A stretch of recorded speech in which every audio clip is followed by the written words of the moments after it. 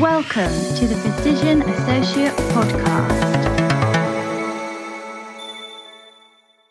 Hello, welcome to this episode of the Physician Associate Podcast. My name is James. Today I'm joined by Chaima Hale, who's a Physician Associate in Primary Care and also the lead content creator for Plabable for PAs and its brand ambassador for Physician Associates.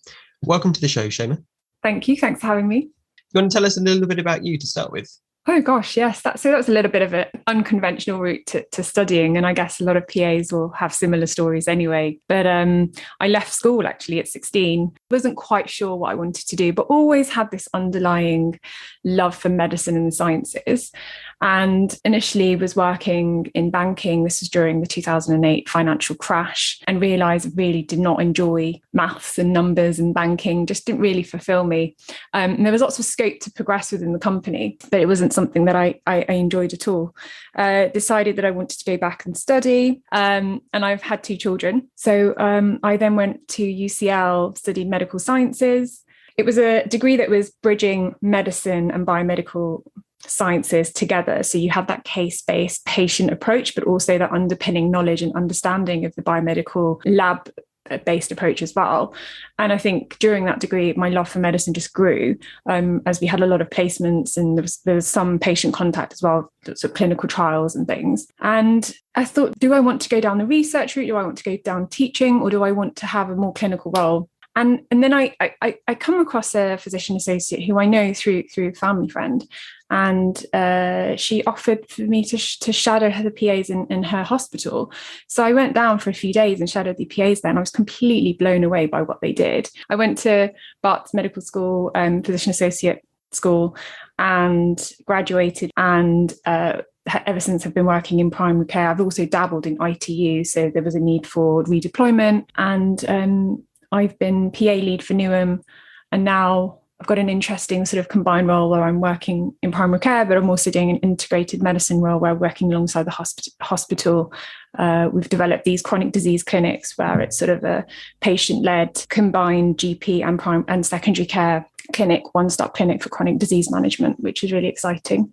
So can you tell us a little bit more about how you got involved with Plabable and what they are? So I was on my palliative care placement in Harlow in Essex, and I met a doctor there who was like, oh, I've not heard of physician associates before. What do you do? Where do you come from? Where do you fit into the usual spiel you get when someone hasn't come across a PA before. And they said, oh, you guys know quite a lot, and your curriculum is similar to medical students, and clearly you're having a very much patient facing role. It's very, very medicine based, and then this was Z, who is the co-founder of Plabable. He said, oh, I'm developing this app. Could you sort of trial it for me? Do you mind just having a look? And we're having a look. I started to use the app, and I thought it was excellent. I thought actually the content was so much more sort of tailored towards, not tailored towards us, but felt more comfortable as a physician associate doing it. Felt more at the PA sort of level. And he was developing a resource for international doctors to come over, who were coming over to the UK to take the PLAB exam. There weren't any resources that were specifically tailored to them. A lot of the resources that were available was sort of a mix of like MRCP exams, medical student exams, and just sort of a mishmash of that. And then they were then packaged for the PLAB exam. So he took on that, and it really snowballed for him.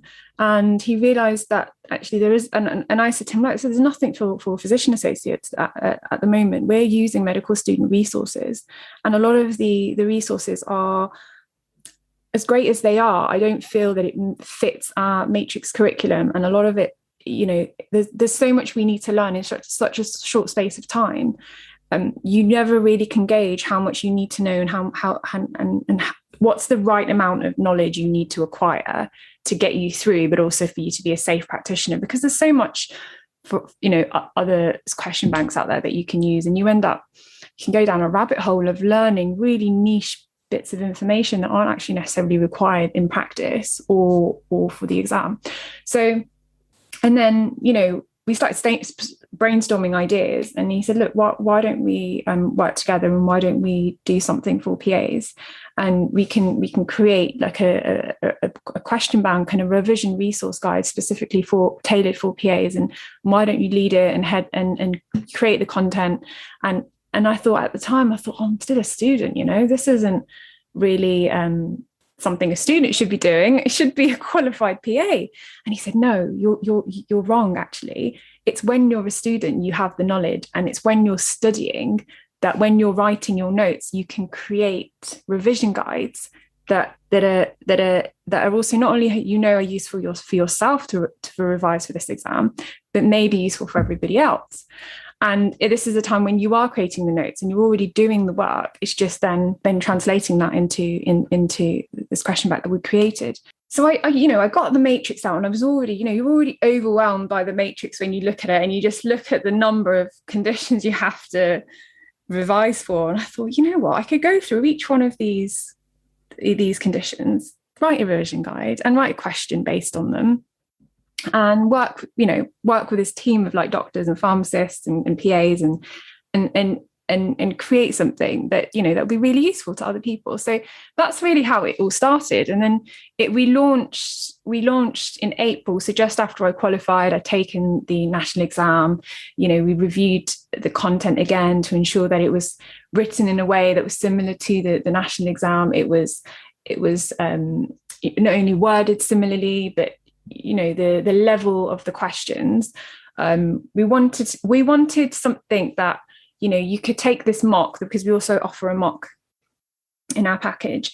You could take a mock exam and think, right, this is a mirror image of what I'm to expect, because the universities aren't standardized, as we know, and hopefully with GMC regulation, education is going to be standardized. And there was such a variation between universities that I was finding and speaking to other PA students, that everyone was taking their exams so differently. The way that their exams were written were very different.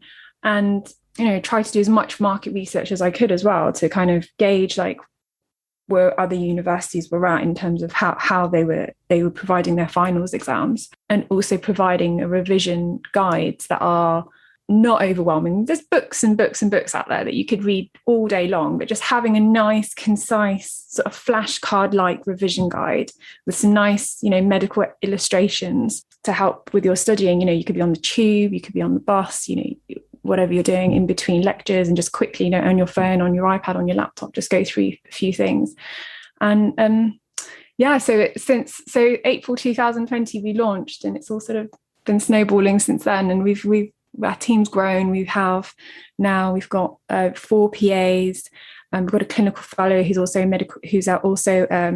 he's got a PGC in medical education, and he teaches PAs. We have a clinical pharmacist who's one of the co-founders, and Z, who's a GP doctor.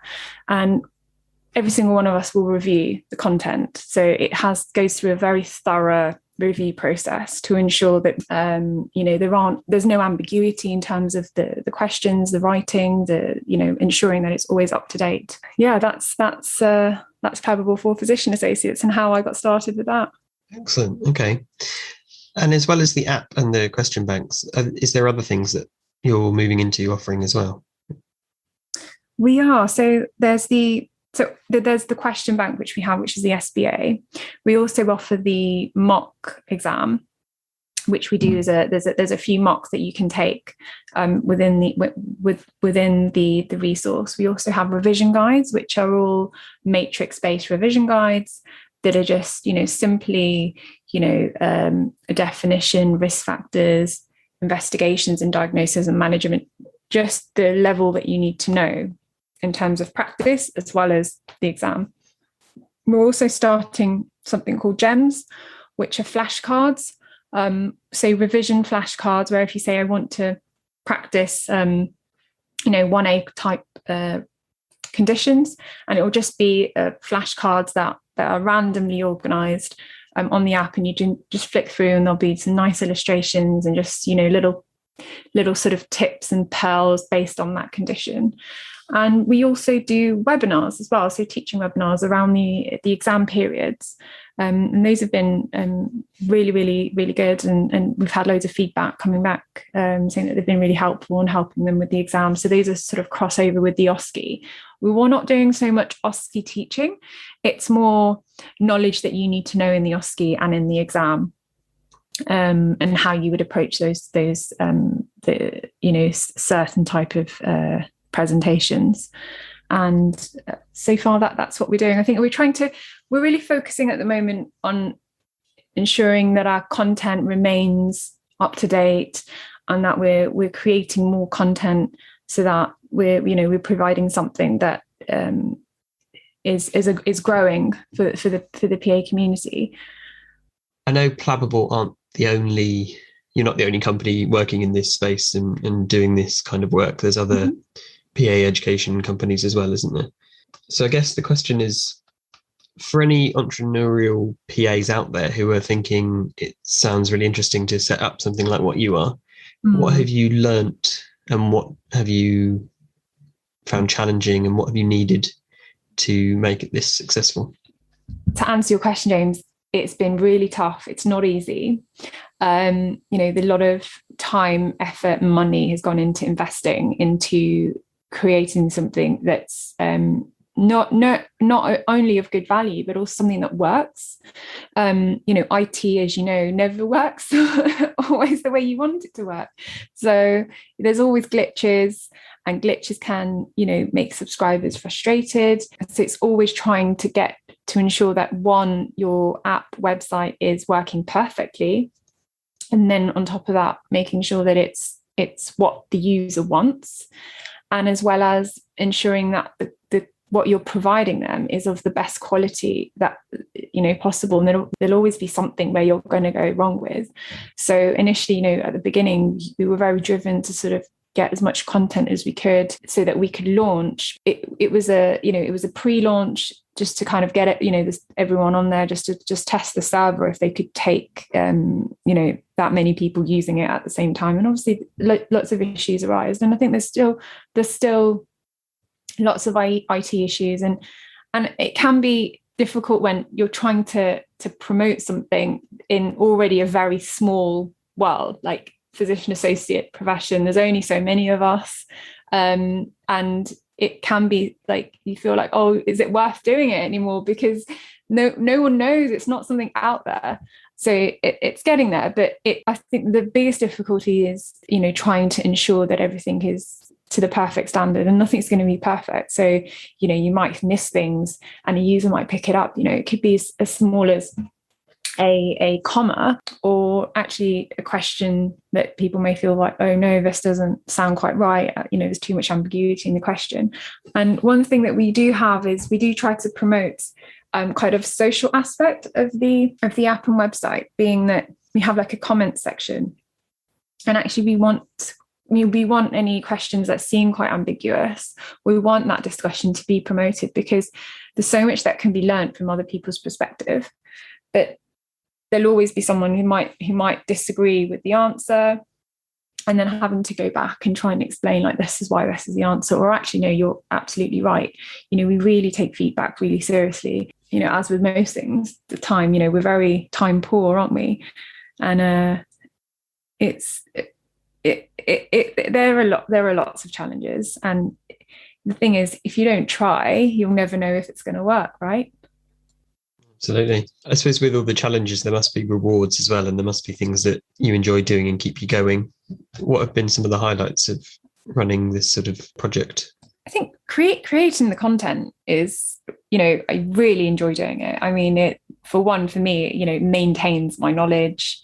I sometimes I'll have a presentation that I've seen in practice, and I'll say, oh, I don't quite know as much as I should know about this condition. And I'll go back and I'll say, what I'll do?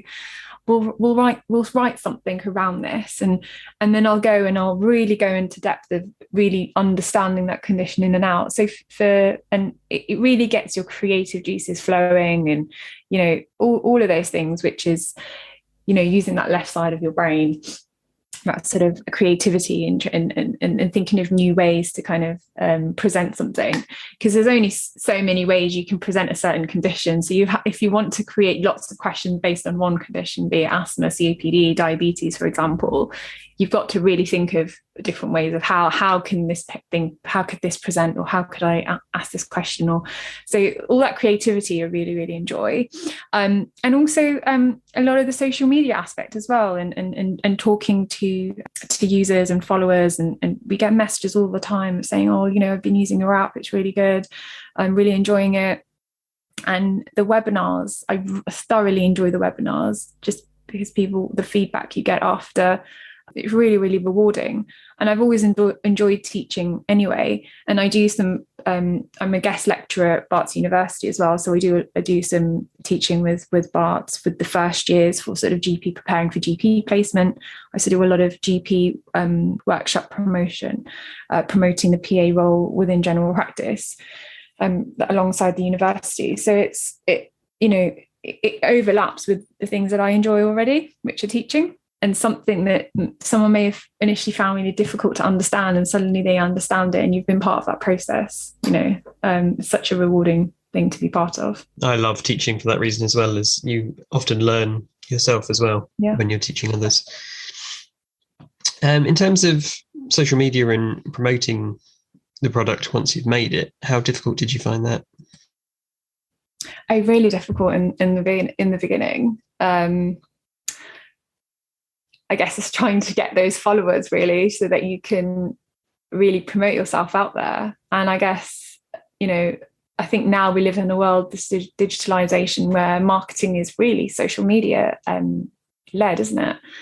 And trying to tap in and trying to find the physician associates first, because we found, for example, the algorithms on Facebook, physician associate isn't on the algorithm. Like, you cannot find a physician associate targeted algorithm. So you rely on just going into groups and posting, and then you might get groups that are a little bit disgruntled with you posting your marketing adverts on there. And then we decided, actually, rather than do marketing, maybe if we just promoted sort of some educational tips and things, and we have these case challenges that we put on social media. So we have med facts and case challenges, and we'll have like a question which is not on our question bank. We'll create a question, and hopefully that sparks discussion, and then the next post will be the answer with the explanation. And then we also have these med facts, which are just like flashcards of like a condition and some tips and remembering about that condition. So that really helped, because then that generally, we found the PA community, they like to follow things that are also they're going to benefit from. Because I think even as a student, when you use social media, you feel really guilty that you're on social media, like scrolling through people's stories. But actually, if you're following something that's actually helping you with a bit of medical knowledge, and you feel like you're revising if you're following that page. So we became a more educationally based social media page with the odd like advert in between, when we do have the webinars. And slowly it's growing. I mean, I guess it's our primary way of marketing, but the other thing is sort of word of mouth and getting through to like university PA societies and emailing them. And universities themselves are not allowed to promote any marketing. They're not allowed to do any marketing at all. It's against the university contracts and things. So we don't do any of that. But word of mouth, you speak to one person, and then kind of word of mouth and things. It's slow. It's growing. And then, as I said earlier, it is becoming part of the discussion of what resources to use. And hopefully with the physician associate profession, and more universities are opening and starting, and with GMC regulation, there's definitely going to be a need to ensure that there's, as we said, standardization of education. And we'll probably also have to review our content once GMC regulation comes in, because we don't know actually what they'll be asking in the future for what is the expectation of PAs, and whether they'll still be taking the PA national exam, whether it will just be the finals that will dictate whether or not they are qualified for PAs. The PA exam period is really, really stressful. And, I've been there, I'm a PA, most of our team are PAs, so we've all been there. And we just want to help that process by providing this to just reduce that sort of animosity of the unknown, But once you get through the exam and you realise, you can do it, like you get through, it's one of the best feelings when you get your exams and you've passed your exams and you're a qualified PA. So I'd say, for PAs out there, just PA students, PAs waiting to take their exam, just persevere. You've got this. We've been there. And hopefully you will do really, really well. Thanks, Chaima. That's really interesting to find out about Plabable and the work that you've been doing.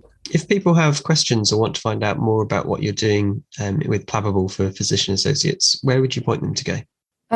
So they can email us at pa@plabable.com, or they can find us on social media, Plabable for PA. So we're on Facebook, Twitter, and Instagram, and we're very contactable. We will respond. We chat. We love to chat to everyone. Anytime, send us a message, and we'll get back to you. So we love to hear from everybody. Perfect. Thanks, Chaima.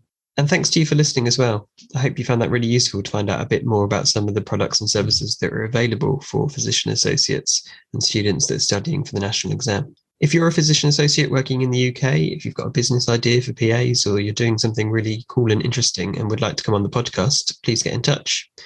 We're on social media as well at PA Podcast UK across Facebook, Twitter, and Instagram. Thanks for listening. I hope you'll join me again for the next episode.